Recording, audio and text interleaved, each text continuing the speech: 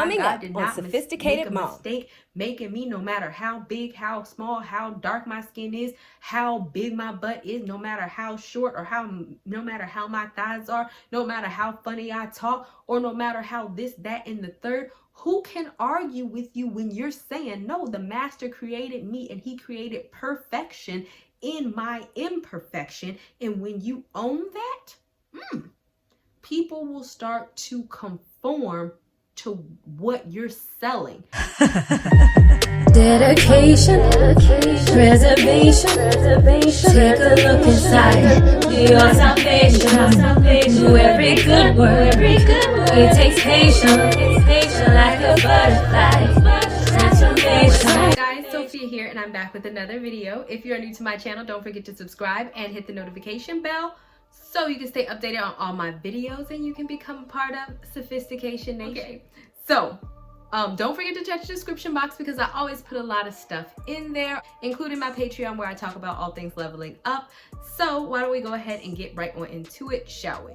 So this is a video where I want to talk about owning and becoming confident, just because I noticed that confidence is something, unfortunately, that women tend to lack so much of. What a lot of people tend to tell me is that they feel like I am confident. Sometimes people tend to tell me that they feel like I am cocky. They can say, feel, do whatever it is that they want. But what I will say is this, is that my intention to set out into the world is not to be confident, nor is it to be cocky, but it is to be myself. That is the art of confidence. When people are not confident, the reason why they are unable to achieve confidence is because they are so busy trying to be, imitate, live, look like, or whatever the case may be, like someone else or something else, or what the world expects of them. And the downside to that is that the only person that you can be is you. And when you are stepping into your full power as an individual and you are living and walking in the person that God created you to be, then confidence is going to naturally exude you because you are not trying. If you try to step out of the role and conform because other people think you're weird, ugly, or whatever the case may be, then you're naturally going to be insecure because you are feeding into other people's insecurities, and therefore you are changing yourself and molding to their expectations, and pretending is never going to yield as much confidence as existing. But I think that it was also something that was instilled in me. My mother always looked fly.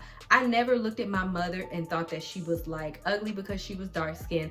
She never treated herself like that, and therefore she never instilled in me that I needed to be lighter or look different or be or portray myself in a different way other than which I was born. So my mother was actually in the military. She retired in the military, and homegirl was still looking fly and turning heads up in her uniform. It's not even something that she had to tell me, but just observing her being her, it never said to me, even though the world said to somebody, even though the world said, because I was very aware that I was not the ideal form of beauty, I was aware of that. But having somebody in my own household who owned their beauty, it never dawned on me that I needed to pretend or try to be like someone else. It's like the world that tells us that we are not good enough or that we need to look a certain way. But if you believe that in yourself, then you can own your confidence from the very beginning, because you don't have the need to conform.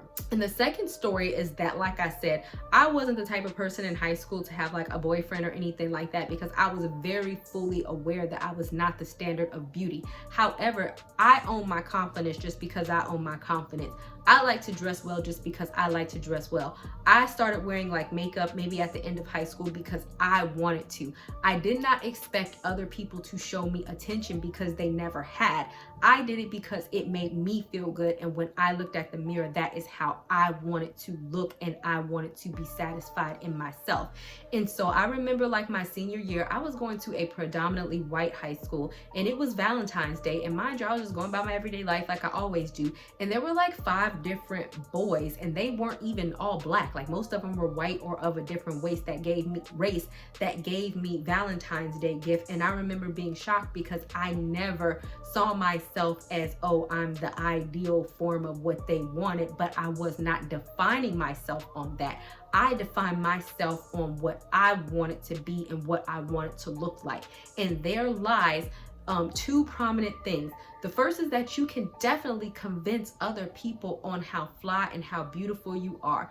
Beauty all day, every day is subjective. The only thing that says that you are beautiful is that the world or some man somewhere says that X, Y, and Z is beautiful, and depending on what part of the world you go in, the same thing that we call beautiful in the United States may be ugly somewhere else. The same thing that's ugly somewhere else may be beautiful here. It is completely subjective. So it's like, who says that this isn't the ideal form of beauty? Who says that this isn't what you should act like? Who says that this is weird or what you shouldn't do or this is how you shouldn't act? So once you embrace that, nope, this is who I am and I'm going to completely own it and I don't care what anybody has to say about it. And when you stop the conformity, then that is when other people, you will notice, will actually start to notice and conform to you, because literally you're not paying anybody else any mind. And for whatever weird reason, the fact that even I do that to this day, I don't care about what you think about me. I don't care about what you do.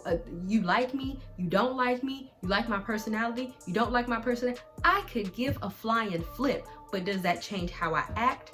Nope. Does it change how nice I am to you?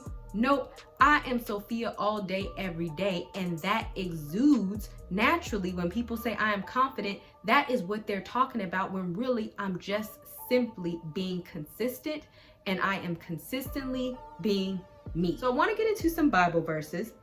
And the first comes from Acts 17:26, and it says, and he made from one man every nation of mankind to live on the face of the earth, having determined their appointed times and boundaries of the lands of their territories. So if you are unconfident due to your body shape, due to your skin tone, due to your features, who says that one is better than the other? It just so happens that you look different based on your ancestry.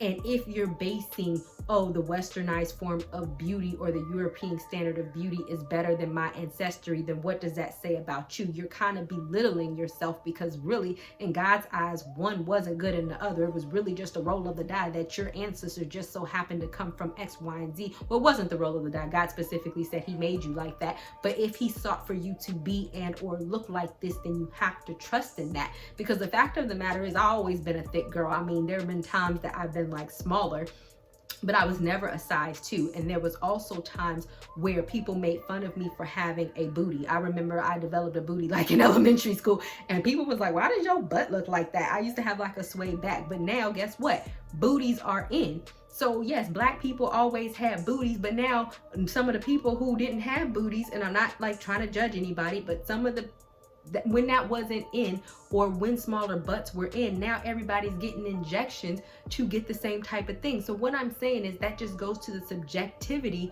of beauty, and that just goes to show how ever changing it can be if you are feeling less confident because you don't look like some Instagram model that probably does not exist in the first place, because of filters, because of Photoshop, because of plastic surgery.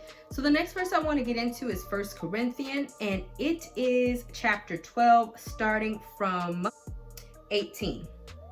But now, as things really are, God has placed and arranged the parts in the body, each one of them just as he willed and saw fit, with the best balance and function. If they were all a single organ, where would the rest of the body be? But now, as they are all many parts, different limbs and organs, but a single body.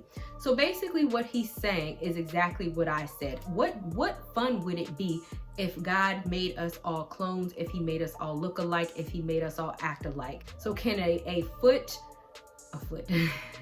can a hand function in the place of an eye? No, because it is not an eye.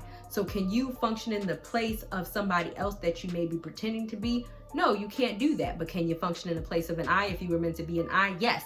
And when you knowing that when you choose to do so, that is when you are choosing to stand in your own power, and that is when the confidence naturally exudes within you, right? And so that's when it says, an eye cannot say to an hand, I have no need for you, nor again the hand say to the feet, I have no need for you. But quite the contrary, the parts of the body that seem to be weaker are absolutely necessary. So a lot of people lack confidence because they feel that, oh, maybe I don't have this much, I'm not this talented, or I am the weaker this, or I'm not as good as this, or I'm not as pretty as this, or I'm not as skinny as this. Okay, but who determines what is best and who determines what is weak? And even if you are considering yourself as the weaker human being in the earth stratosphere, and that is what is getting to your confidence, why do you feel that you're any less significant? You're not. And I personally don't feel like anybody is weak, but I'm just taking the metaphor in the sense that it's like, even if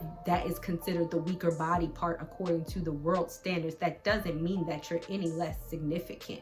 We can look at any individual in the world that was looked at significant, that was looked at insignificant, that chose to embody their significance and went on to do great things. I believe Albert Einstein was diagnosed with a freaking learning disability, and he's one of the smartest people that we know. Imagine if he would have fed into the hype of saying, dang, I'm stupid and I must not be smart as everybody else, and therefore I need to be ashamed of who I am and lack confidence. He was like, no, what is it? E something something equals mx square. Now what? Y'all do that, right? I mean, but and I'm sure that when Benjamin Franklin sat up there and went outside with a kite, which was very freaking nuts, by the way, and he was telling somebody about this thing called electricity, it was like, dude, you freaking crazy. But yet he had the courage to do it because he had strength in his own ability and what he was created to do. So what? Nobody ever created electricity. So what? He had this vision in his head that nobody else understood. So what? People probably called him stupid, and they might have lacked confidence in his ability, but did that mean that he lacked confidence in himself? No, it does not. And if he did lack confidence in himself, would we have electricity? I mean, somebody probably would have invented it later on down the line, but I'm saying, no, he would have lost his place in history, losing his blessing and losing his purpose based on other people thinking that he was a freaking idiot, or based on the fact that doing something that has never been done before, or because he was rejecting his uniqueness or his God-ordained purpose and trying to fit in with everybody else when really he was made to stand out. So who's to say that what your purpose and what you are meant to do within the body of Christ is significant in the way that God wants it to be? But if you're too busy trying to imitate, be like, create, and do what other people either want you to do, or you are too insecure or afraid to step fully into what you feel is kind of cool because other people don't understand it or they want to make fun of you for it, then the only person that you're punishing is you. Because God specifically says that he created us all for a purpose. He created us all with our unique gifts and talents, and he created us all for whatever capacity and whatever function that he intends to create it. And if we know that God did this for a reason, then why don't you go ahead and step into that, accept it, and go ahead and move on it? And that is the key to being confident. Like, if you say without a shadow of a doubt that I was created by the one and only one living God, and everything that is within me was done on purpose, and I know for a fact that my God did not make a mistake making me, no matter how big, how small, how dark my skin is, how big my butt is, no matter how short or no matter how my thighs are, no matter how funny I talk, or no matter how this, that, and the third. Who can argue with you when you're saying, no, the master created me and he created perfection in my imperfection? And when you own that, people will start to conform to what you're selling. Because a lot of people don't have the courage to step into that, to own it, to recognize it.